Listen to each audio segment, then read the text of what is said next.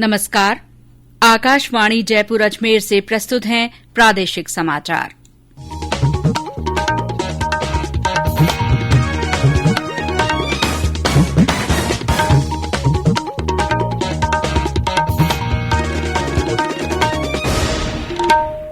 मुख्य समाचार। भारतीय और फ्रांसीसी वायुसेना का सामूहिक युद्धाभ्यास कल से जोधपुर में शुरू होगा। देश में कोविड से 1,02,28,000 से ज्यादा लोग स्वस्थ हुए। प्रदेश में 167 केन्द्रों पर कोविड टीकाकरण का कार्य जारी। कई स्थानों पर कोविड टीकाकरण जागरूकता कार्यक्रम आयोजित। केंद्रीय दल ने सूखा प्रभावित झालावाड़ और बाड़मेर का दौरा कर हालात का जायजा लिया। और प्रदेश में उत्तर पश्चिमी हिस्सों में अत्यधिक घना कोहरा छाये रहने से जनजीवन प्रभावित रहा।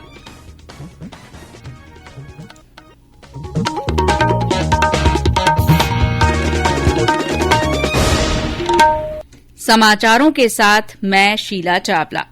कोविड-19 महामारी के खिलाफ देश एकजुट होकर लड़ रहा है।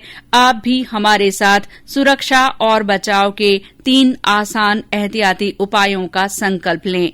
मास्क पहनें, 2 गज की दूरी है जरूरी, सुरक्षित दूरी बनाए रखें, हाथ और मुंह साफ रखें। और अब समाचार विस्तार से।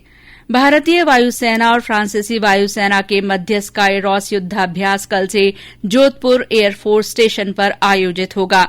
इसमें भारत की ओर से Miraj 2000, Su-30 MKI, Rafale, IL-78 refuelling विमान, अवॉक्स और AWNC विमान शामिल होंगे। रफाल जोधपुर में तैनात सुखोई 30 MKI लड़ाकू विमानों के साथ तालमेल करते हुए अभ्यास करेंगे। फ्रांस के रफाल विमान भी भारतीय रफाल के साथ तालमेल से अपनी शक्ति का प्रदर्शन करेंगे। ये अभ्यास दोनों देशों की वायुसेनाओं के लिए महत्वपूर्ण होगा। भारत और फ्रांस रक्षा सहयोग के तहत भारतीय वायुसेना और फ्रांस की एयर एंड स्पेस फोर्स के 6 अभ्यास हो चुके हैं। ये अभ्यास इसलिए भी विशिष्ट है क्योंकि दोनों पक्षों की ओर से रफाल विमान हिस्सा ले रहे हैं और ये दोनों वायुसेनाओं के बीच बढ़ते संपर्क का प्रतीक है। देश में कोविड से अब तक 1,02,28,000 से ज्यादा लोग स्वस्थ हो चुके हैं। इसके साथ ही कोविड से स्वस्थ होने की दर बढ़कर 96.66% हो गई है। पिछले 24 घंटों में कोविड के 10,064 नए मरीजों की पुष्टि हुई है। इस दौरान 17,400 से ज्यादा लोग संक्रमण से मुक्त भी हुए हैं। देश में इस समय कोविड के सक्रिय रोगियों की संख्या करीब 2 लाख है। प्रदेश में 167 केन्द्रों पर टीकाकरण का कार्यक्रम सुचारू रूप से चल रहा है। विभिन्न स्थानों से हमारे संवाददाताओं ने इस बारे में समाचार भेजे हैं। गंगानगर में आज 5 टीकाकरण केन्द्रों पर 181 स्वास्थ्य कर्मियों को टीके लगाए गए। झालावाड़ मेडिकल कॉलेज में हेल्थ वर्कर्स की संख्या अधिक होने के कारण वहां अतिरिक्त सेशन साइट शुरू की गई।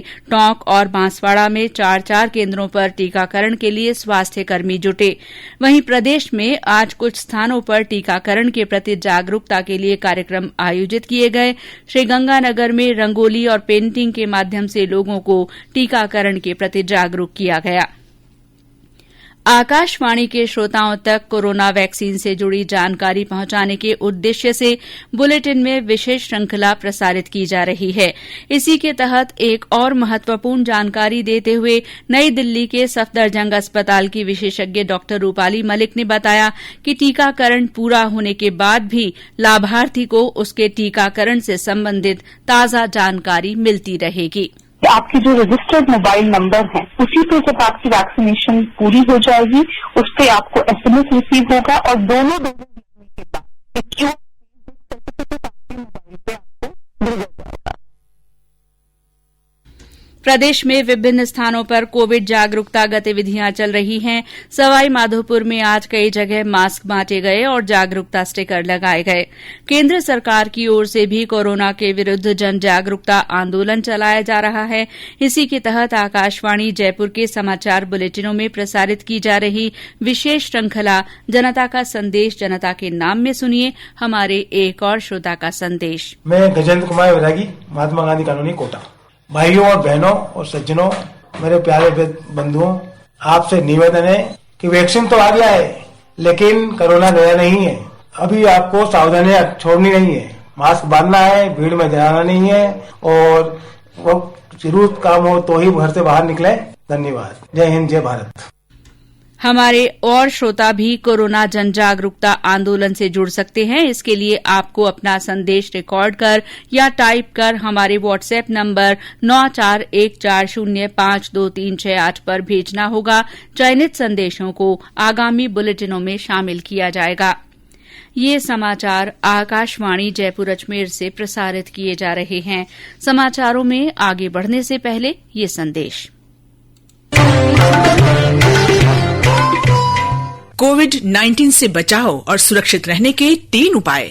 मास्क लगाएं, 2 गज दूरी है जरूरी, सुरक्षित दूरी रखें, हाथ और मुंह साफ रखें। समाचारों में आपका फिर स्वागत है। केंद्रीय दल ने आज झालावाड़ जिले के सूखा प्रभावित क्षेत्रों का दौरा किया। दल ने जिले के भिलवादी और गरनावत गांवों में जाकर सतही आकलन किया और गांवों के लोगों तथा किसानों से मुलाकात की तथा पिछले साल फसलों को हुए नुकसान की जानकारी ली। इसी तरह एक अन्य दल ने आज बाड़मेर का दौरा किया। वहां से ये दल जैसलमेर पहुंचकर कल सीमावर्ती क्षेत्र में नुकसान का जायजा लेगा। केंद्र सरकार और किसान संगठनों के प्रतिनिधियों के बीच कल नई दिल्ली में अगले दौर की बातचीत होगी। पहले ये वार्ता आज होनी थी। इस बीच प्रदर्शन कर रहे किसानों की शिकायतें सुनने के लिए उच्चतम न्यायालय द्वारा नियुक्त समिति की आज पहली बैठक हुई। शीर्ष अदालत द्वारा गठित समिति 3 नए कृषि कानूनों पर केंद्र सरकार, राज्य सरकारों और सभी पक्षकारों के विचार जानेगी। मुख्यमंत्री अशोक गहलोत की अध्यक्षता में कल राज्य मंत्रिमंडल की बैठक होगी। बैठक में राज्य विधानसभा के बजट सत्र की तारीख सहित अन्य विषयों पर मंथन होने की उम्मीद है। विधानसभा का बजट सत्र अगले महीने के दूसरे या तीसरे सप्ताह में प्रस्तावित है। बैठक में इसके अलावा राज्य की नई आयुष नीति, वन निगम की स्थापना, स्वच्छ भारत मिशन के लिए सोसाइटी का गठन सहित अन्य विषयों पर चर्चा की संभावना है। प्रदेश के 20 जिलों के 90 नगर निकायों में होने वाले चुनाव के लिए आज नाम वापसी का समय समाप्त हो गया। टोंक की देवली नगर पालिका में 35 उम्मीदवारों ने नाम वापस ले लिए। इसके बाद वहां 105 प्रत्याशी चुनाव मैदान में हैं। कल प्रत्याशियों को चुनाव चिन्ह आवंटित किए जाएंगे। इन निकायों में पार्षदों के चुनाव के लिए 28 जनवरी को मतदान होगा और 31 जनवरी को मतगणना होगी। इस बीच विभिन्न जिलों में प्रशासन की ओर से चुनावों की तैयारियां की जा रही हैं। बूंदी में आज मतदाताओं को जागरूक करने के लिए रंगोली सजाई गई। प्रदेश में आज लगातार तीसरे दिन किसी भी जिले में बर्ड फ्लू की पुष्टि नहीं हुई है। राज्य में अब तक 17 जिलों में 67 सैंपल नेगेटिव पाए गए हैं। एवियन इन्फ्लुएंजा वायरस के संक्रमण के चलते पशुपालन और वन विभाग विशेष सतर्कता बरत रहे हैं। वन विभाग के प्रधान मुख्य वन्य जीव संरक्षक एमएल मीणा ने बताया कि किसी भी वन्य जीव अभ्यारण्य में अभी तक बर्ड फ्लू की पुष्टि नहीं हुई है। बेसिक हम लोग जो ख्याल कर रहे हैं वो ये कर रहे हैं कि कहीं भी वाटर बॉडीज या फॉरेस्ट एरिया सेंचुरीज में इस तरह की घटना, तो ग्रुप में बेसिकली जब कोई ग्रुप में घटना होती है तो ये संभावना होती है कि ये जो है कहीं बर्ड फ्लू तो नहीं है। तो इस तरह की कहीं पर भी अपने को अभी अपने क्षेत्रों में सिवाय जयपुर जू 2 पार्ट में, उसका एक जो पार्ट है छोटा, जो उसमें जरूर हमारे इसके संक्रमण की पुष्टि हुई है। और संक्रमण की पुष्टि होते ही हमने जो है वहां पर अपने जो भी स्टाफ हैं, संक्रमण जैसे ही पहले पता चला उसी समय से हमने सावधानियां बरतना पहले ही चालू कर दिया था। लेकिन बेसिक चीज जो हमारा सबसे बड़ा ध्यान है वो यही है कि जहां पर भी हमें मिले उसको तत्काल जो नियमित निर्धारित प्रक्रिया है उसी के अनुसार उसको डिस्पोजल किया जाए। गुजरात के सूरत में बांसवाड़ा जिले के 15 मजदूरों की सड़क दुर्घटना में मृत्यु के बाद क्षेत्र में शोक का माहौल है। हमारे बांसवाड़ा संवाददाता ने बताया कि ये मजदूर कुशलगढ़ उपखंड के विभिन्न गांवों के थे। हादसे में एक परिवार के तो 5 लोगों की मृत्यु हुई है। पूर्व संसदीय सचिव भीमा डामोर सहित अन्य स्थानीय जनप्रतिनिधियों ने मृतकों के घर जाकर उनके परिजनों को ढांढस बंधाया।